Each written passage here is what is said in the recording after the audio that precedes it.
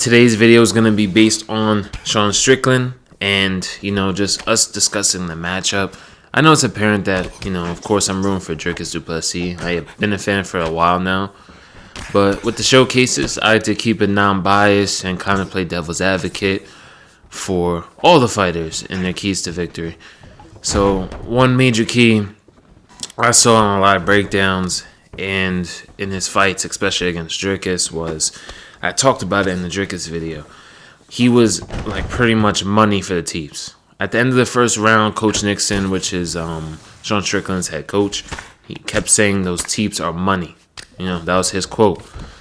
And teeps can be very, very effective in gassing somebody out if they're not able to handle it for a long period of time, because we're talking about a 5-rounder. So, and the pace that Dricus outputs already as far as in his offense, with his blitzes, his kicks, his grappling, and mixing all that together, if you add in a lot of teeps being landed, you're going to make a lot of his offense less effective because he's going to have less energy and he's going to get tired and he could possibly win.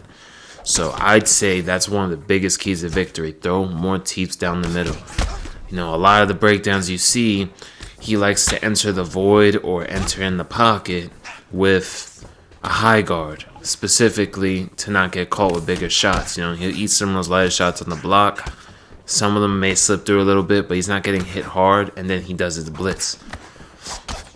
I seen him throw like a right hand and then switch into orthodox and throw another right hand. I was watching Mighty Mouse's breakdown on the Izzy fight. It's just very unorthodox, but a great way he pointed out to punish the body would be to, walk in with some body knees and time it like that. Time some elbow counters, chop the legs. These are open tools, and of course the teep are open tools to punish someone walking in the pocket with the high guard. And he threw 7 to 8, landed all of them, and threw like 2 to 3 in round 2, and then just stopped throwing them for the rest of the fight.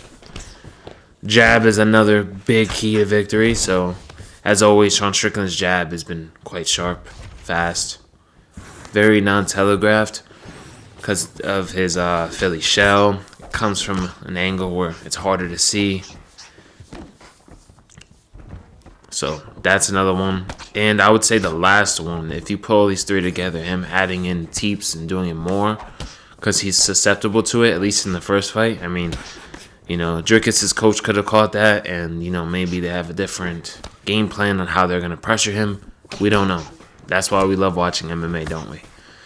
But you do that, use your jab effectively, and add some combos. If he doesn't want to output too much, if they're closer rounds, wait till the last 60 seconds or so of each round to start throwing some bigger combinations, because what made him fall to the loss pretty much, or the downfall of his championship reign, was, his lack of volume and output. When he was throwing those combos, he was landing at a pretty good clip, but he did not stick to it. He ignored the teeps and then just went back to jabbing up a bit, and he ended up getting cut in the last round.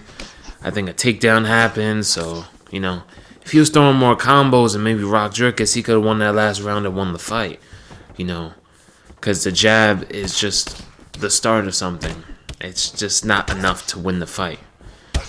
Enough to win the fight against most, of course, but it's not enough to win against someone like Dricus that's going to constantly pressure you with blitzes, kickboxing combos, and takedowns. Because when you have all those things being scored, it's going to score way higher than the jab. Even if he's not controlling you or doing much with effective grappling-wise, because that's the judge's criteria, you're just not really going to do anything at all. As far as in the scorecards, he might do a lot of damage.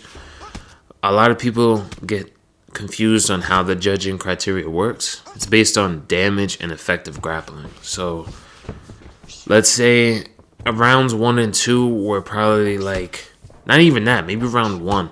His eye was already swollen from that jab. That will score damage-wise for him in round 1. But just because the swelling gets worse on that singular eye or that spot that jab caused, it does not mean that scores for round 2, 3, 4, 5. That's just not how the judging criteria is supposed to work. So That's why. So you can't really use the image of how he looked after the fight, because most of that damage came from the first round or two, which were still close.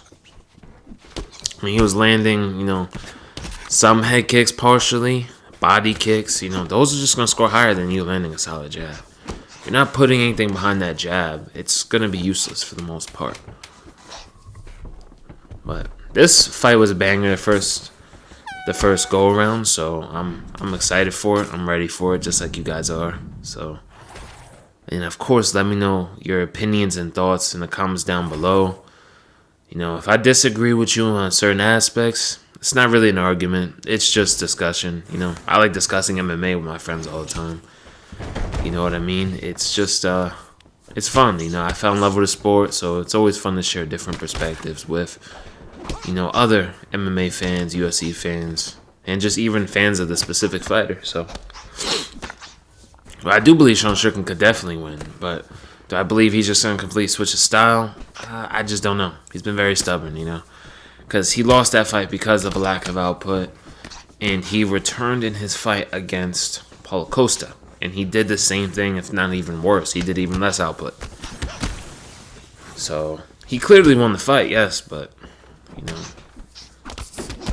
he's still showing the same patterns and the same weaknesses that lost him that first Dricus fight in his most recent fight, which was against Costa.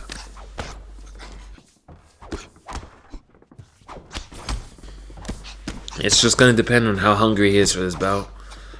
I seen him on the pads. He was working on some combos, so maybe we're going to see a more, combo-heavy Strickland, at least in the later parts of each round to, help him win those rounds. And if we see all those weapons, it's going to be a hell of a fight, I would say.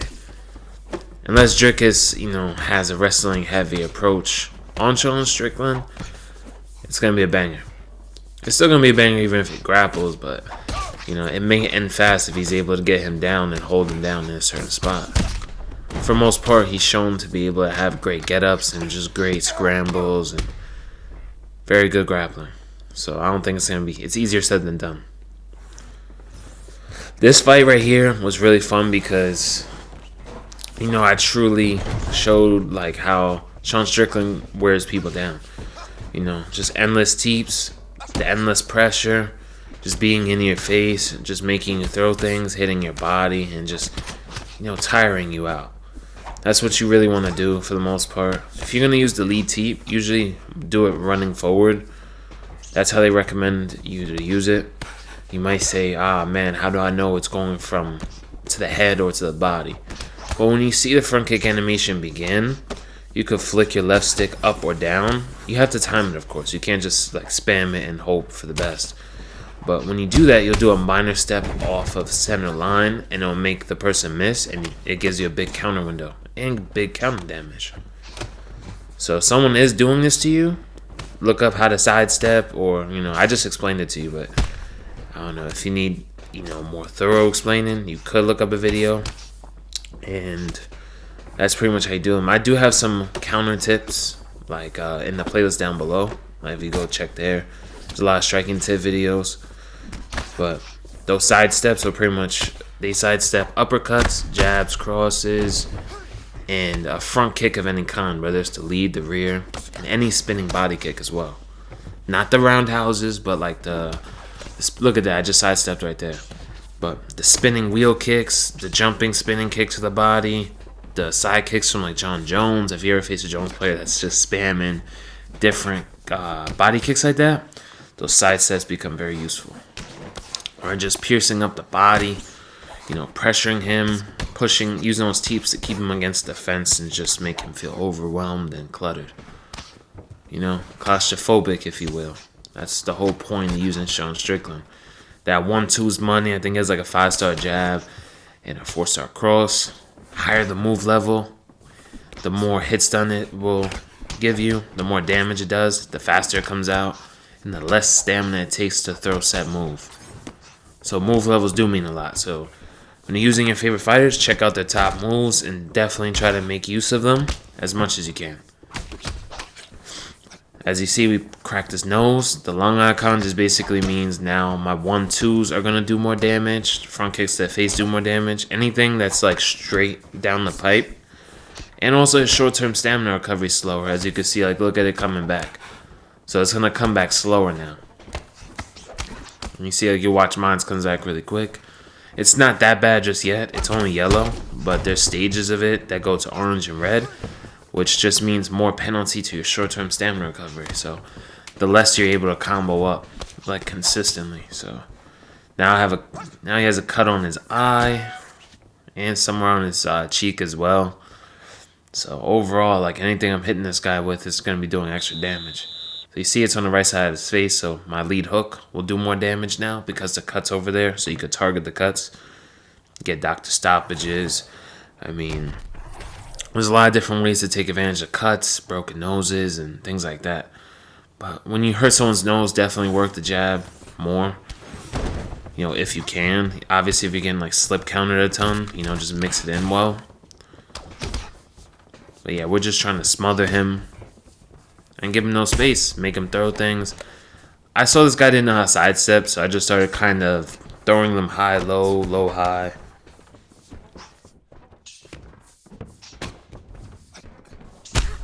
Yeah, you see? So I just started, that's like a dilemma, like, of making him guess, basically. Like, I got that from Marshall, calls it like a dilemma. It's basically just, you know, kind of making him have to, forcing a 50-50. Like, now he doesn't know if these front kicks are going down to his body, which is already getting torn up with his stamina, or he doesn't know if it's going up to his, you know, his head. He has no idea. So it's kind of making him have to guess and take the chance. So once I noticed he's not sidestepping, I just started using them more. But if I got sidestepped like one time, trust and believe I wouldn't be throwing him as reckless as I am now. It's fun, you know, with these showcases, you know, we get to discuss a little bit of the breakdowns of the fights, the styles, how they match up against each other. I much enjoy these videos, like when fighters are fighting this on the particular week. And also, I'm probably going to be doing a predictions video, probably today or tomorrow. So, hey, stay tuned.